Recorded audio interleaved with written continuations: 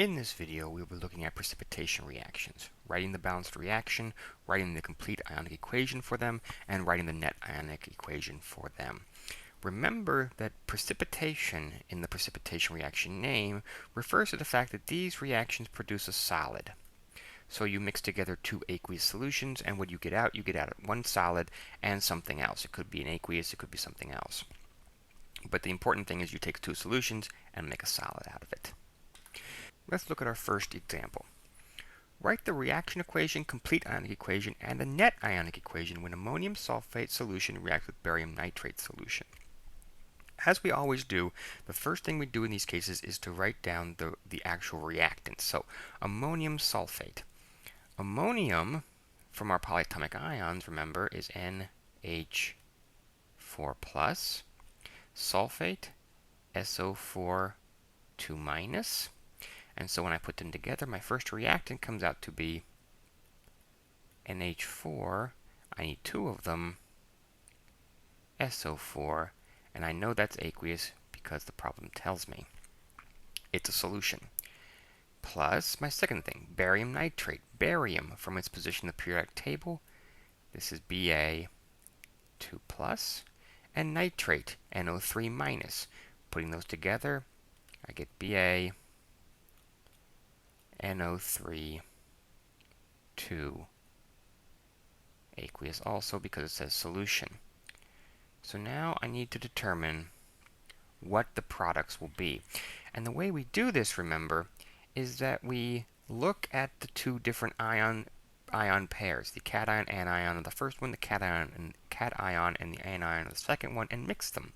So that we mix the cation on the first with the anion of the second. So we put these two together, and the anion of the first with the cation of the second. So we put these two together to make our products now. So what are our products? Our products are things like ammonium nitrate. And if I look up ammonium nitrate, most nitrates are soluble from the solubility table at the bottom in the lower right, so this is aqueous. Plus barium sulfate. Ba with 2+, sulfate with 2-, so Ba SO4. And if I look up the rules of barium and sulfate, what I find is that there is a sulfate rule. Most sulfate salts are soluble except barium sulfate. Barium is one of the exceptions. So barium sulfate is not soluble. It's an exception to that soluble rule, which means this is solid. So there is our reaction. Now that we have the reaction, we can go ahead and balance this. The easiest way to balance it is balancing the polyatomic ions. That actually makes this a lot simpler. That is to say, on the left, over here, I have two ammonias. On the right, I have one ammonia, which means I need a 2 in front of the ammonia nitrate here. On the left, one sulfate. On the right, one sulfate. That's good. On the left, one barium. On the right, one barium. That's good. On the left, two nitrates. On the right, now I have two nitrates. So that's good. So this is now balanced. Now to get to the complete ionic equation, what we do is we break up our aqueous systems into the actual ions that are free-floating in solution in aqueous systems like that. So in other words, my first species, which is aqueous, breaks up. So I get two ammonias. Don't forget to put the charge down. Plus one sulfate in solution. From the second one, I get a barium 2+ ion in solution. And two nitrate ions in solution.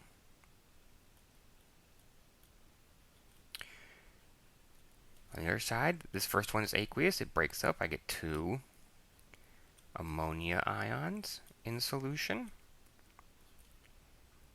And I get two nitrate ions in solution. Let me draw this a little better here. There you go. Now the solid at the end is not aqueous, which means it does not get broken up. Anything that's not aqueous does not get broken up, so I leave this one alone. BaSO4 solid. So now I can go through, so that's the complete ionic equation, and now I can go through and identify and cancel out spectator ions. For instance, I have 2 ammonia NH4 plus aqueuses on the left, 2 ammonia NH4 plus aqueuses on the right. Those cancel. Those are spectator ions. I have 2 nitrate aqueuses on the left, 2 nitrate aqueous on the right. Those cancel. Nothing else cancels because you see with the others, SO4 2 minus aqueous does not appear exactly the same on the two sides. It's very different, so it stays the same. So what I'm left with now is our final net ionic equation. SO4 2 minus aqueous plus Ba 2 plus aqueous forms Ba SO4 2 minus, or BaSO4, no 2 minus doesn't get a charge like that, BaSO4 solid. And that then is my net ionic equation. So that's effectively the real thing that's actually happening, the actual what's going on in the solution. Let's turn our attention to our next example problem. Write the reaction equation, a complete ionic equation, and the net ionic equation when copper 2 chloride solution reacts with sodium hydroxide solution. So once again, we start this off the same way. We're going to be figuring out what our reactants are. All right, copper 2 chloride, copper 2, Cu2 plus, chloride, Cl minus. So those go together to make my first reactant. CuCl2. I know it's a solution. It's aqueous because it says solution. Sodium hydroxide, Na plus, hydroxide, OH minus for my polyatomic ion table. Put those together, NaOH. It's also a solution because it tells me it's a solution, so aqueous.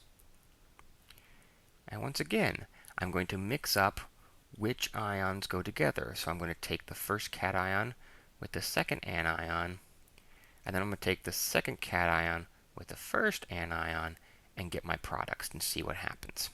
So I get CuOH2.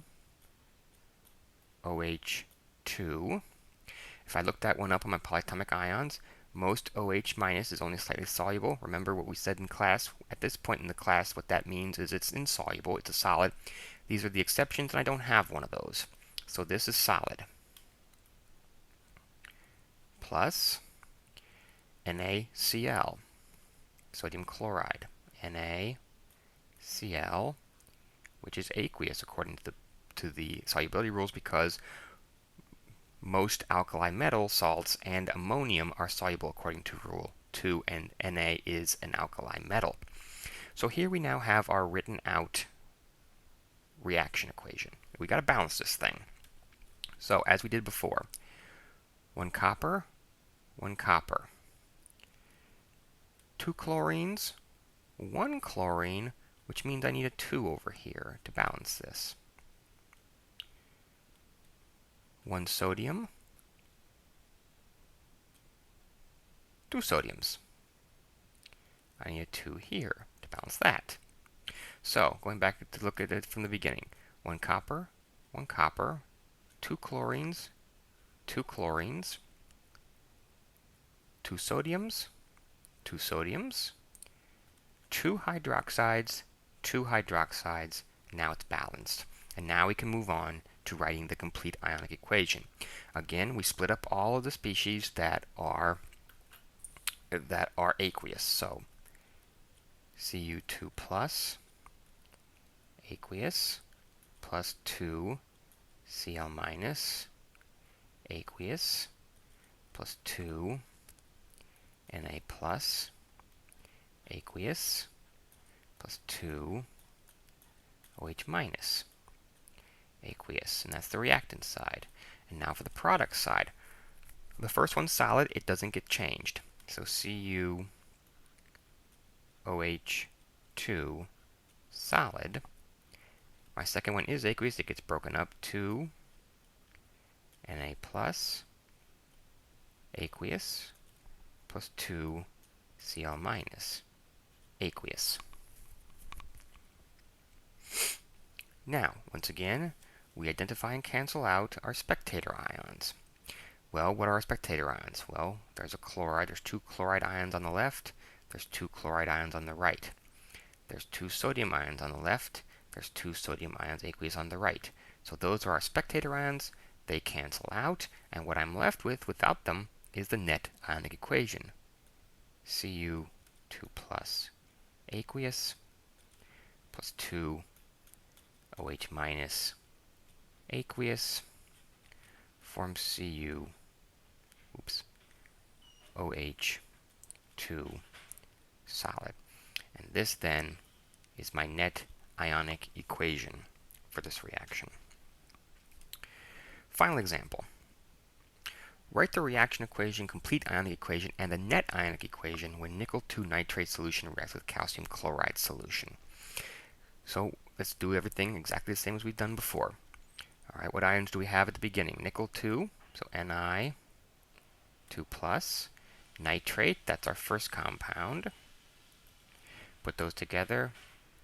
Ni, NO3, 2, it says solution, so that's aqueous. Plus calcium chloride, Ca2 plus, chloride, Cl minus. So CaCl2, also aqueous because it tells us. This forms, okay, so once again, we're going to take the first cation with the second anion, and we're going to take the second cation with the first anion to make my products and see what happens. So nickel 2 chloride now, NiCl2. So I look up this in the solubility rules. Most chlorides are soluble except for silver, lead, and mercury. I don't have one of those, which means the rule holds soluble, which tells me that this one is aqueous. Look at my other product.